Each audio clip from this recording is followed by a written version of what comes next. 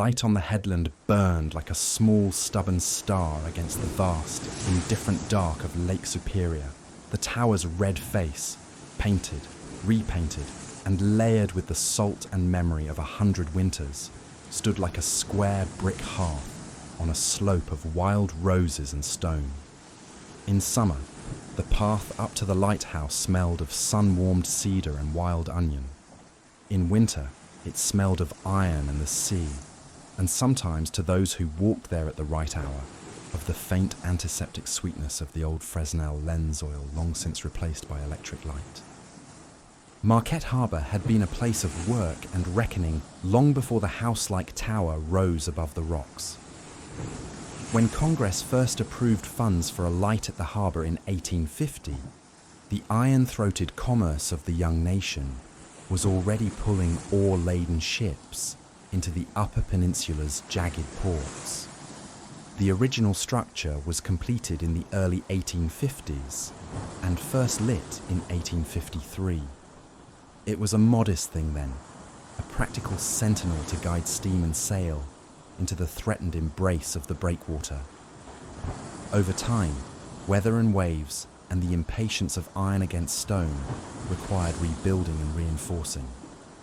A new tower rose in the mid-1860s. Breakwaters were added to tame the harbour's teeth. The lighthouse grew in both form and purpose as Marquette grew. There is a kind of human hunger that the lighthouse both answered and fostered. Keepers, wives and children living night and day at the edge of a continent, never able to ignore the horizon where fate arrived by sea. Keepers left their fingerprints in the ledger of the light, resignations, sudden removals, nights where the logbook trembled under rain and the ink flowed like memory. The records said the place was difficult to staff. By 1882, 10 keepers had either been removed or resigned after 30 years of operation. The lighthouse would be electrified over the decades, its old French Fresnel lens replaced by mechanized beacons and then modern aero beacons. But the shape of life there, the long vigil, the hush before storms, remained. If you stand at the base of the red lighthouse in late autumn, when the lake breathes deeply and the gulls ride a wind that smells of iron and distant coal, you can feel the history press in like a tide. Stories gather in that pressure. They begin with simple truths, storms that came too fast, waves that swallowed a deck, the little human catastrophes that do not make shipping records but alter a village's nerves. Some of those stories have names attached. One name the townsfolk do not forget is Adam B. Sales. He was the assistant keeper who died at the station in 1942. The newspaper clipping some of the older volunteers at the Maritime Museum keep in a folder is yellow as a thin bone. It reports a heart attack and the kind of solemn, practical sentences a small paper writes for a quiet death. Look up his grave in Park Cemetery on a late May morning, and you will find, tucked among other grave markers, a stone polished by time and weather, a small human punctuation to the larger, indifferent drama of the lake. Sales's is the only death on record inside the lighthouse itself. That fact gives the place one of its clearest edges where sorrow and the supernatural meet. The museum that now tends the light, keepers without keys but with dedication, tells their stories carefully.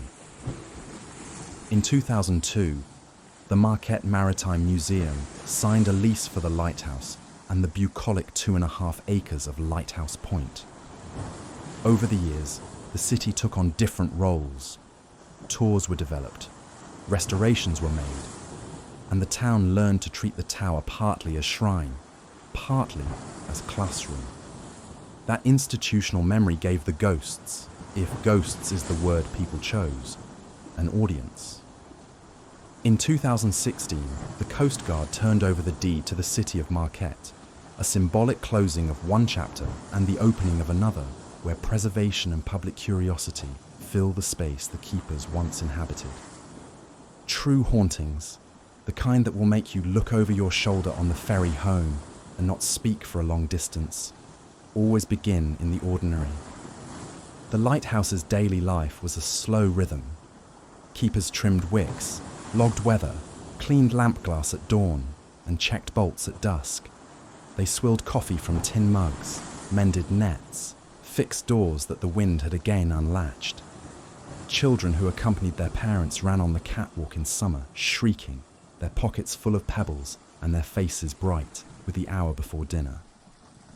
The ghost stories are tethered to these ordinary hours, small interruptions to the normal sequence of a life that mostly involves waiting and maintaining. The first time Eleanor stepped into the lighthouse was on a chilly October evening, when her friend Maya convinced her the museum needed volunteers for the historical reenactment night. Eleanor had come from a family of inland people, plumbers, school teachers, a grandfather who remembered the war, so the sea was more of an idea than a daily companion. She knew the lighthouse by postcards and by a shot of the red tower on a magnet on her mother's fridge.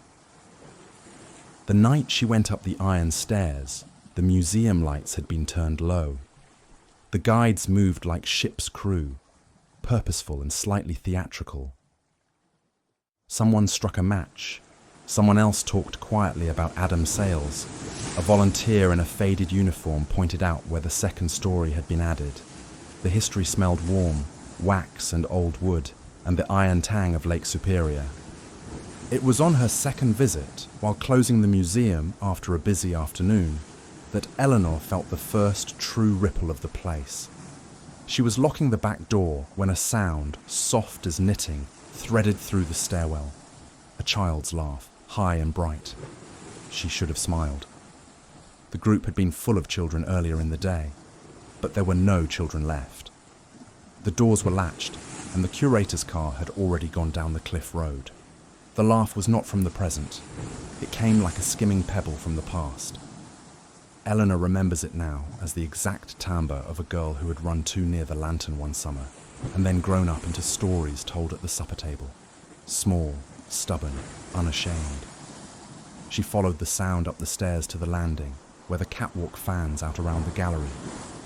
Nothing was there but the wind and a single, scalloped leaf skittering over the torched wood.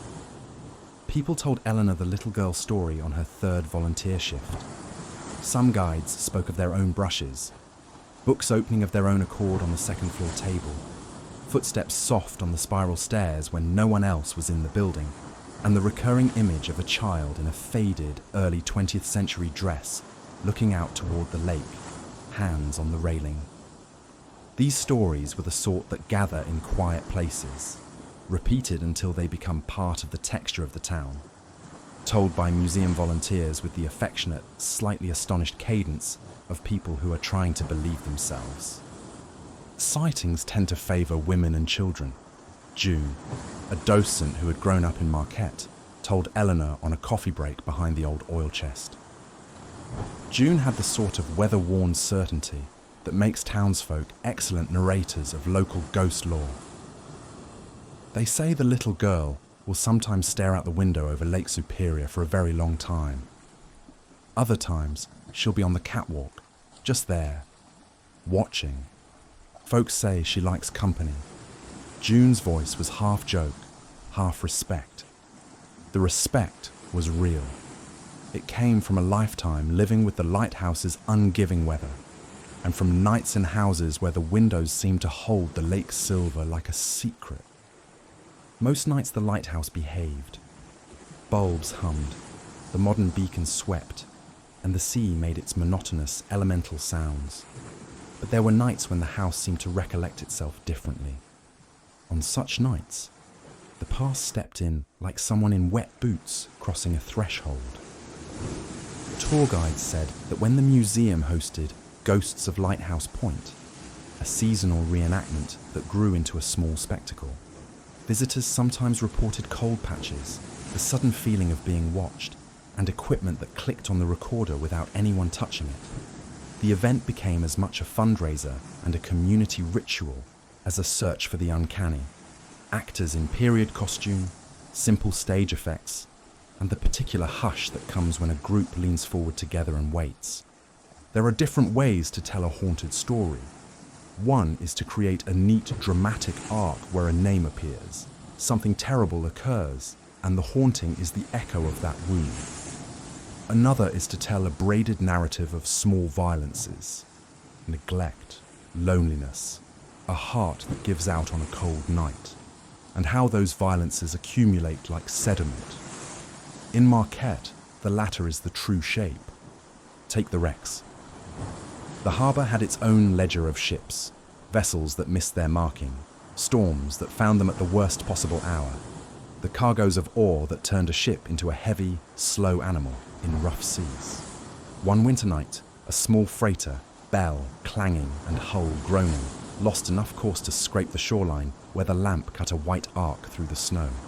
The survivors told simple things, that the light had been there, dutiful and bright, and that the men had been clumsy with exhaustion.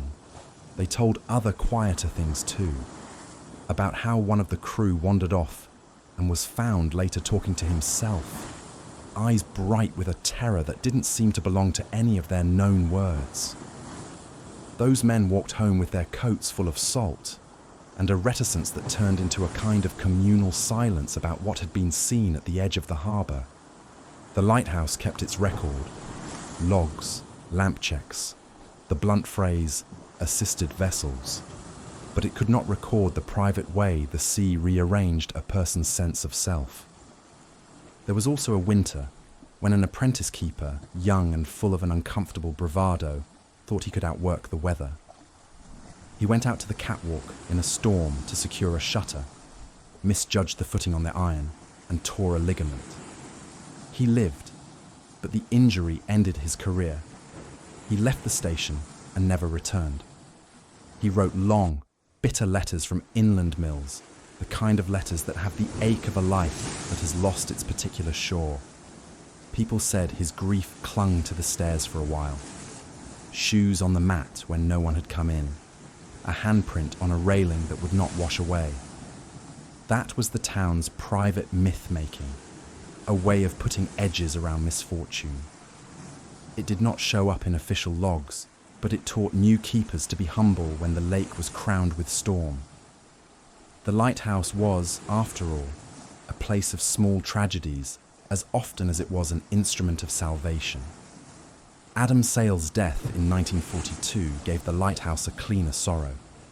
Because it occurred within the walls of the house, because a man had died in his post, the story found a public form, a coffin, a grave, an epitaph. People came to the museum and spoke the name with a kind of reverence. Some visitors claimed to feel a presence, an insistent, paternal hush that made the galleries solemn. Others, more fanciful or perhaps more honest, said Sales made himself known by shifting the air in a room or by leaving a small folded piece of paper where a logbook once stood. Reporters came and wrote short pieces that noted a heart attack and, with a reporter's respectful distance, added that volunteers sometimes reported an odd companionship in the lighthouse's hush. Whether this presence was protective or merely the residue of a man who loved his work was a question each listener answered in the terms they liked best. Not all the stories were morbid. The little girl who appeared in the window, so the volunteers said, was affectionate in her tricks. She preferred the company of women and children, some said, as though she were trying to make up for afternoons she had missed. Tourists have described seeing a shadow on the second floor at dusk. Then, when they climbed, nothing but a child's small footprint in dust on an old windowsill. Once, a visiting artist painted a small portrait of a red house and a girl in a dress looking out at the lake. The painting hung for a while in the museum's temporary gallery and sold quietly to a woman who claimed the portrait resembled a photograph in her great-aunt's album. The lighthouse, in these stories, kept domestic affections as well as warnings.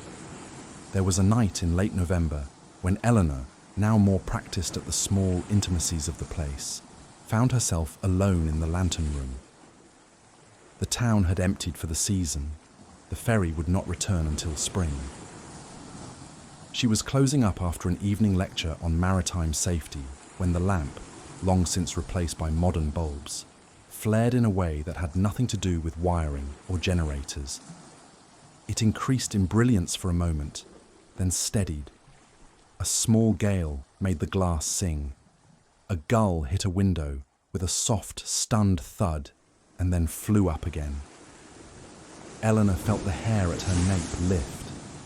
In the brief, bright moment before the lamp calmed, she saw a figure standing on the catwalk below, a small, silent child looking out across the lake, hands on the railing. Eleanor's breath fogged in the air. When she went to the door, the catwalk was empty, save for a stray coat left on the bench, as if someone had simply stepped away. She told June. June smiled like someone who had already expected this confession. She likes the light, June said.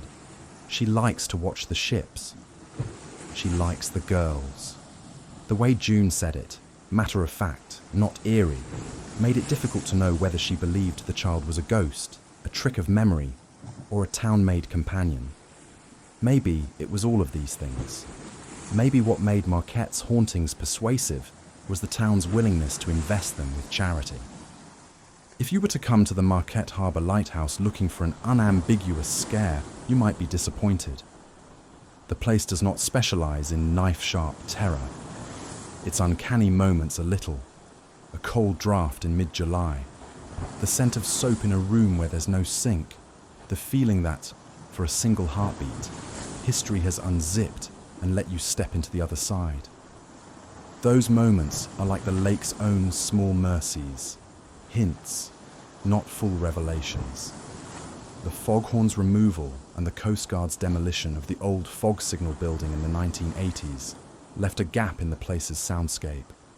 Perhaps that hollow is where some of the presences took up residence, where listening became an act of filling the blank. The town itself treats ghosts as a kind of civic folklore. Each October, the Ghosts of Lighthouse Point event invites actors and storytellers to perform the lives of people who worked the harbour. Keepers, fishermen, wives, and children. The museum's page promises that the ghosts are based on real people, from the maritime history of Marquette and the Great Lakes. People buy tickets not just out of a desire for a spook, but because they want to believe their town is thick with memory, and that memory is alive enough to be enacted on a cool, lantern-lit night. The event is both tribute and entertainment, and that mixture says something about how communities hold their past. The lighthouse belongs to the sea, but it also belongs to the way people in the town remember and tell what they must not forget. There was a late afternoon in May when a storm blew up off the lake, and the museum phone rang with someone who had seen an old ship running lights in the wrong pattern. Volunteers gathered in the office, listening to the radios and to the wind. The storm hit quickly then, as it always does on Superior. The line of squalls seemed to come up out of nowhere, water thrown like a cloak. The volunteers watched the harbour from the windows. Lightning stitched the sky to the water and back again. When it cleared, there was no ship on the horizon. The radio operator later swore that he had heard a voice on one channel, clear and from another time, saying, "Stand by the light." He played the tape for a small audience, and the museum put the recording carefully in a file drawer. Some would say the voice was a glitch, a reflection on the static. Others believed it was the sea itself, or else a memory of all the men who had ever called to each other across fog and storm. Whether any of those things was true is less important than that people convene to listen. The act of listening becomes a votive offering. The search for meaning in static is as human as any other devotion. Eleanor left Marquette eventually. Jobs and life in other towns pulled her inland, but she visited when she could. When she stood at the foot of the lighthouse, as autumn turned the leaves to rust, she always felt absurdly and consolingly that the place kept its own counsel. She thought of Adam Sales's quiet end in 1942, and of the child in the window who liked to watch ships. Most of all, she thought of the keepers who polished brass in the long cold, and of the women who told stories late into nights. The lighthouse, she thought, was less a ghost than a palimpsest. Layer upon layer of people who had loved and been frightened and worked and died. The light itself was practical and stubborn. It did what it had always done: point, warn, and stand. And the rest of the story was for people to tell, as they always had. If you visit now, you will find the Red Tower painted and cared for. Tours run most days. The museum lights up the parlour with warm bulbs, and the town brings visitors down the cliff path so they can see, in proximity, the small rooms where lamp oil once sat in metal tins and where children once slept to the sound of the lake. You can stand on the catwalk and look out, and it's possible you will feel a draft like someone breathing across the back of your neck. You might hear a faint laugh, bright and oddly pleased. You might, if you are especially open or perhaps just very tired, see a small figure at the window, in a dress that belongs to another century. The Lighthouse is a building and a beacon and a set of stories stitched together by the people who live nearby. Its hauntings are partial and kind. They are not the violent cinematic things of nightmares, but small insistences that memory remains. They remind the town that the lake keeps parts of people, bits of loss, of respite, of work, and sometimes, in autumn or on wind-bent nights, those parts look back. And so the red house on the headland stands. It serves the harbour as it always has, a circular mercy for those at sea. It also keeps the small domestic rituals of human life: dinner on a bentwood table, a ledger laid open, shoes lined in the mudroom. The ghosts, if that is the language we choose, are not monsters. They are the echoes of people who loved their shore well enough to stay. They are the stubborn echoes who heard the siren calls of freight and freeze and lighthouse lamp and chose, again and again, to come and tend a fragile light on the edge of the world. At dusk, when the beacon begins its slow, patient sweep, the town hushed and old women brought bread onto the tables. Someone might say, with a smile and an honest belief, that the light is not only for ships, but for those who cannot leave their past. The lighthouse does its work of hazard and salvation. The rest is story. The little girl in the window, Adam Sales's steady presence, the occasional hush of another time dropping into the present. These are ways the community keeps itself connected to what it has been, honouring those who watched the horizon when the rest of the world was only beginning to know how to listen.